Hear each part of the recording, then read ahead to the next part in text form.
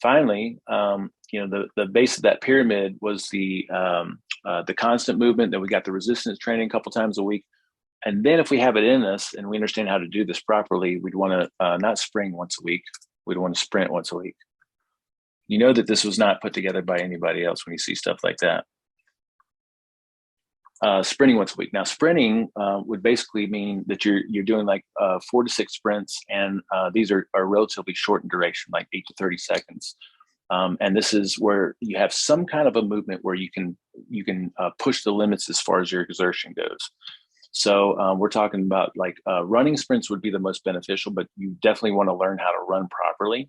But you can also do it. And we do it here all the time. We do assault bike sprints, airdyne sprints, rowing sprints, anything that would allow you to push max effort for 8 to 30 seconds. And then you would want to repeat that maybe 4 to 6 times in a sprinting session, right?